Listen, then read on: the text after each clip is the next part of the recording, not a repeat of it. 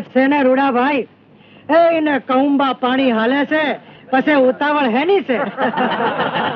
બાકી ગઢવી હમીર એટલે તો હમીર, એને આ પથકમાં કોઈ ન ભોગે.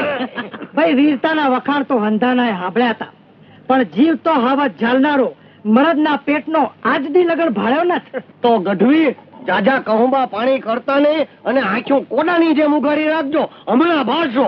અરે આંખ્યું ને કાન બે ખુલ્લા જ છે રૂડાભાઈ. પછી હવે આ વાત સાંભળી લો.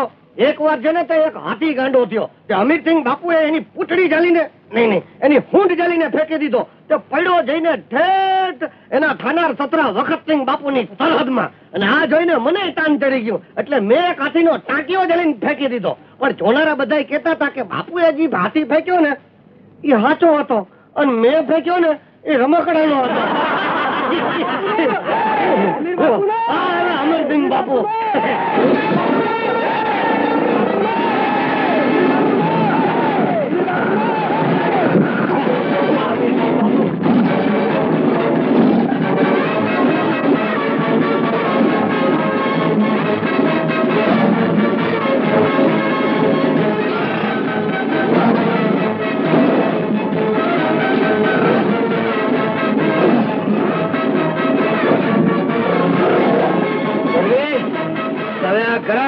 મરદાનગીને પડકારી હતી ને, હાલો હાવજ પૂરો સાથ પૂરો છે. વિશ્વાસ ન હોય તો માપી જુઓ. અરે તમ જેવા પરાક્રમી જ્યાં લગન આ ધરતી પર છે ત્યાં લગન સોરઠ પર નો સુરત દાદો સદાય તપતો રહેવાનો. અરે ધન્ય છે તમારી વીરતાને. અરે વર્ષોથી વીરને ગોતવામાં આનો ભાર ઝીલતો રહ્યો. આ કટાર અને તોડો સ્વીકારો અને ગઢવીને ધન્ય કરો. બોલો અમીરસિંહ બાપુનો જય! બોલો અમીરસિંહ બાપુનો જય! બોલો અમીરસિંહ બાપુનો જય! બાકી બાપુ વાહ તોડો, વાહ કટાર. પણ બાપુ એક વાત પૂછું? હા પૂછ. આ વજર જેવી છાતીમાં ક્યાં સુધી હાવજણા ભેળ્યા કરશો? અલ્યા રૂડિયા, હા છાતી વજર જેવી હોય હા, પણ કઈ શિયાળિયાને બધું ભરાય છે? કઈ સમજ પડે એવું બોલ ને. બાપુ તમે એમ દગી જાવ માં. હું તો એમ કેતો તો કે હવે તમે જવાન થઈ ગયા છો, વીર પુરુષ છો, એટલે આ વજ્ર જેવી છાતીમાં હવે તો તમારી જીવન તંગીની સોનબા હોય. તું તો ભારે રહનું ગયું લ્યા. મારે બાને કઈ તારી વાત તો નથી કરતો ને? બાપુ તમે મોઢેથી વાત કરો, હાથ હલાવવામાં તમારો હાથ ભારે છે, આમાં મારી વાત ક્યાં આવી?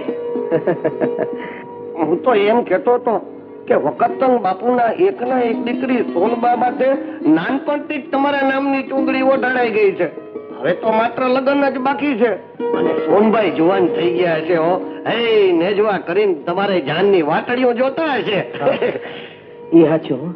તો પછી કાલે સુખડિયામાં મેળો છે અને સોનબા એની સખીઓ સાથે ત્યાં પધારવાના છે. એની પાકી બાતમી મને મળી છે. પછી હાલો ને દર્શન ભેગા દર્શન અને મેળા ભેગો મેળો. જો તમે સમજી જાવ તો જાવું એ નક્કી. બસ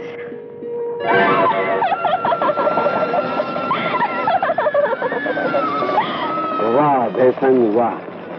જોબનના મરકાટ તો ઘણા ભાળ્યા, પણ આવો મારકનું મરકાટ ક્યાંય નથી ભાળ્યો. આ વખતસિંહ બાપુની સોન તો ઘેરે બેહાડવા જોગ છે. અભેસંગ બાપુ, એ તો હમીરસિંહ જેઠવાની ઓઢણી ઓઢી બેઠી છે. હા, એ તો હું જાણું છું.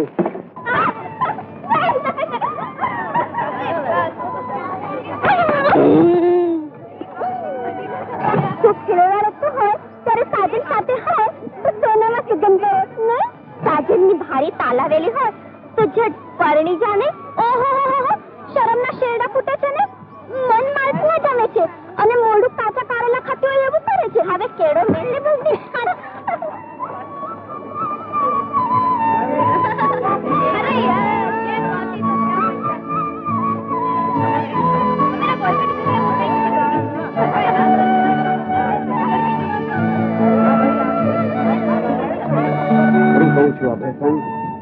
સોન ને મારા ઘેરે બેહાડવા હંધુઈ કરી છું. ઈ વેળા આવે ત્યારે હંધુઈ કરજો બાપુ. હાલ તો મેળો મારો. એમ? હા, માણીએ સાઈ